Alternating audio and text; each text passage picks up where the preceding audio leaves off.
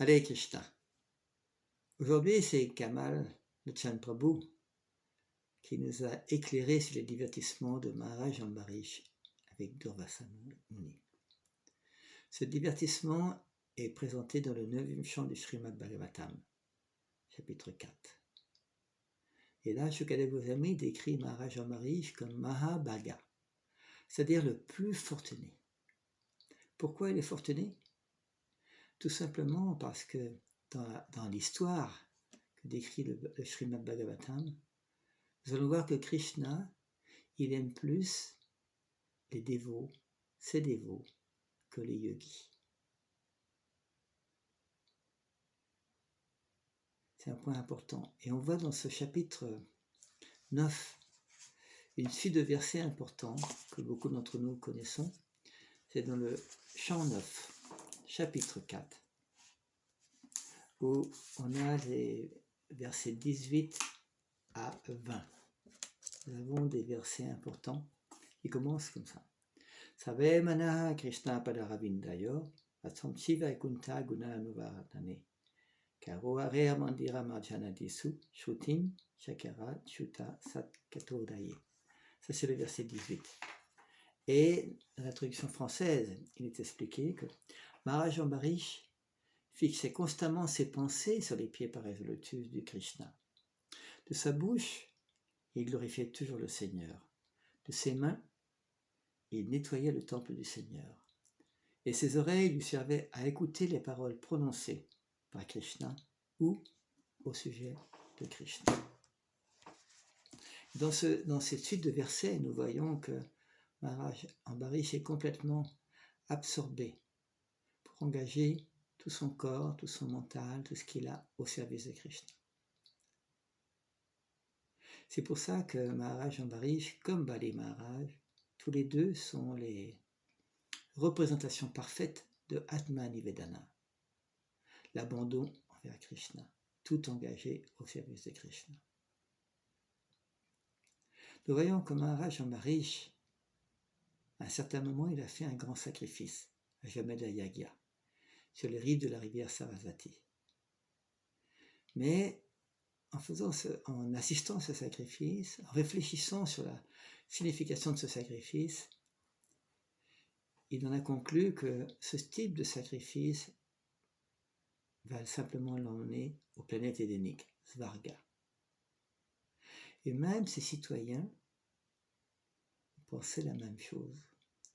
Ça veut dire que les citoyens et Maharaj Ambarish ont abandonné tout leur désir matériel pour pratiquer le pur service de dévotion. Maharaj Ambarish, lui, est parti pour Vrindavan avec sa reine, pour accomplir la bhakti là-bas.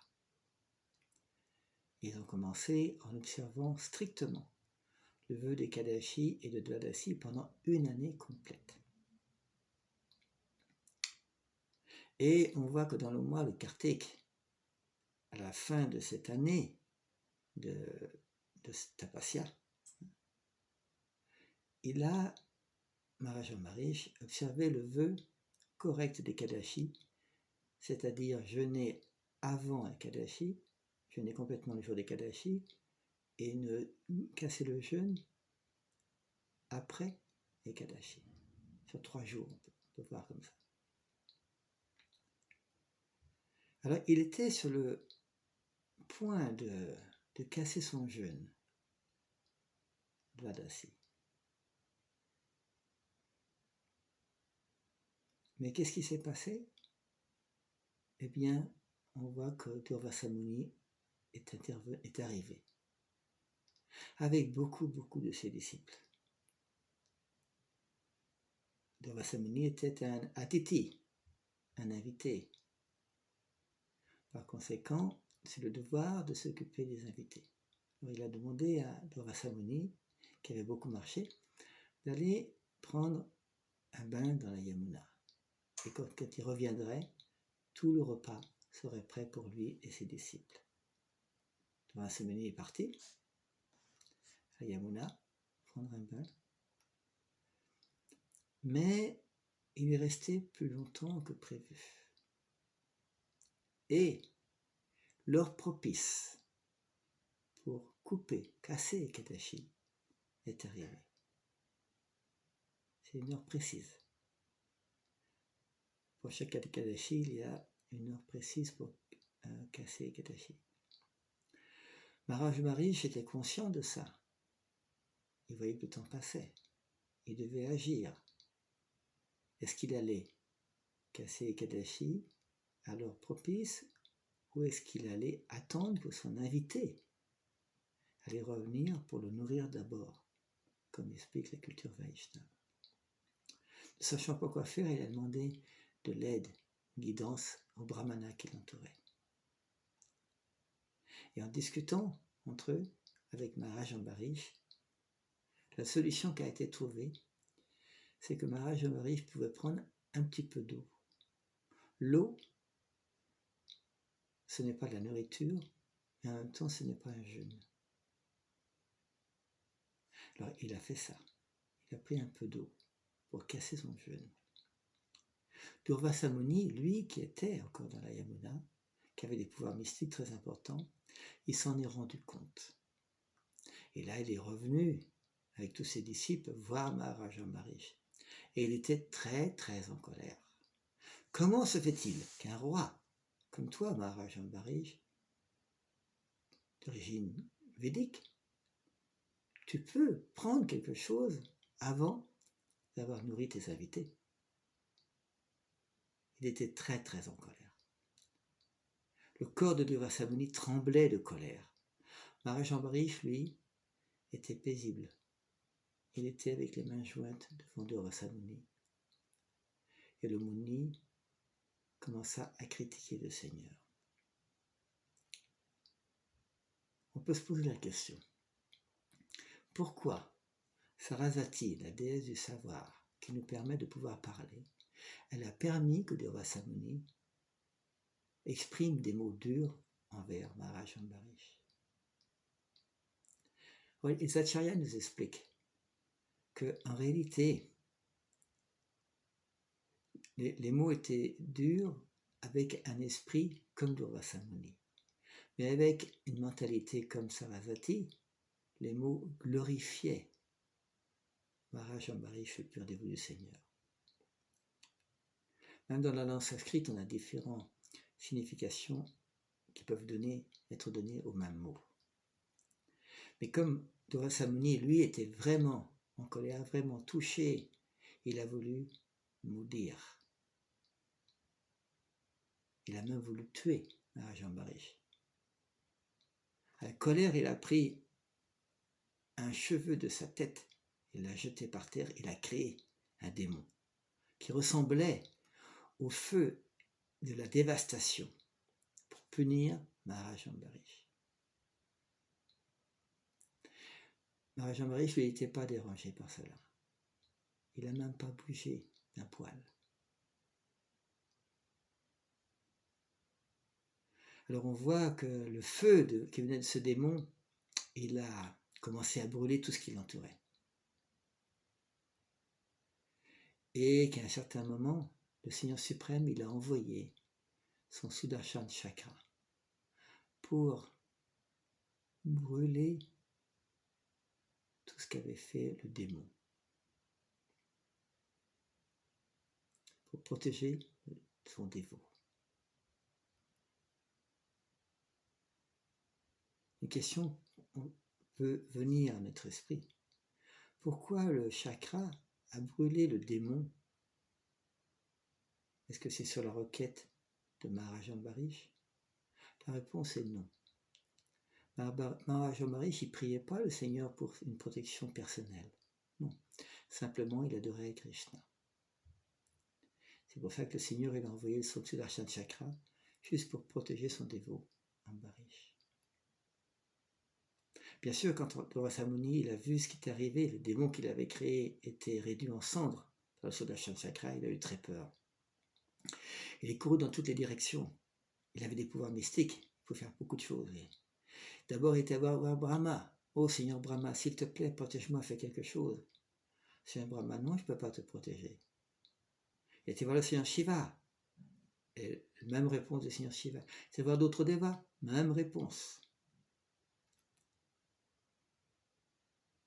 C'est pour ça qu'il a compris que la seule manière d'être protégé, c'est d'aller voir Seigneur Vishnu. Et Seigneur Vishnu lui a dit, non, non, non, je ne peux pas te protéger non plus. Si tu as offensé un de mes dévots, c'est à ce dévot-là que tu dois demander pardon. Il a accepté. Il a admis devant Samuni qu'il avait fait une offense envers un cher dévot du Seigneur. Un point très important, il a admis son offense. Ensuite, il est allé voir Maharaj Ambarish, il lui a tombé à ses pieds, il l'a imploré de lui donner sa miséricorde.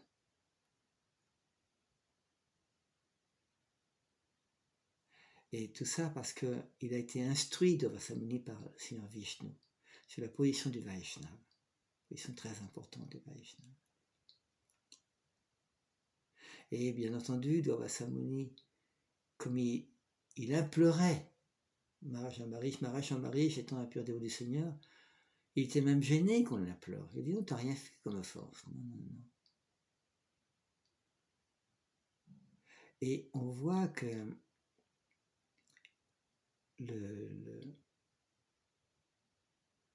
que Maharaj Ambarish s'est senti très timide.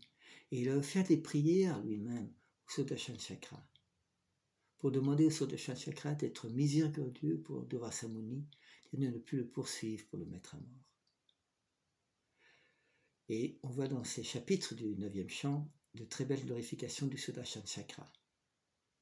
La leçon qu'on peut tirer de ça, parce que bien sûr Devarasamuni s'est repenti de cette offense, c'est que c'est possible d'arrêter des mauvaises idées pour négliger les Vaishnavas.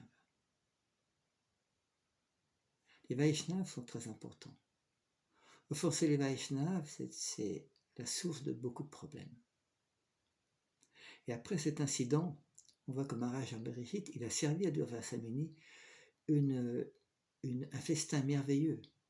Et ensuite, le roi, qui était resté au même endroit pendant une année, c'est tout le temps des voyages de Devarasamuni, sans rien manger, alors il a pris un peu de prashad. C'est une très belle histoire qui a beaucoup d'enseignements pour beaucoup d'entre nous. Et dans les questions qui ont été données au Prabhu, une des questions c'était comment éviter les Vaishnava parades. Question très importante. Alors le Chan Kamal Chan Prabhu a expliqué il y a deux manières. On peut éviter cette parade, cette offense, en servant les Vaishnavas. Et la deuxième manière, c'est en suivant l'étiquette Vaishnava, Sadachar. Si on n'a pas de culture Vaishnava, il y a de grandes possibilités qu'on fasse des offenses. C'est pour ça que dans la culture occidentale, ça facilite les offenses. Et il expliquait que c'est un de nos gros problèmes qu'on a dans l'ISKCON. Parce que beaucoup de dévots disent qu'on peut suivre n'importe quelle culture et le résultat est le même. Non, c'est pas vrai. La culture occidentale, elle est basée sur le fait de tuer les vaches et les brahmanas. Ça peut sembler très merveilleux, beaucoup de propreté, tout ça, mais c'est pas une culture merveilleuse. La solution, elle est simple, c'est de prendre, d'accepter la culture védique.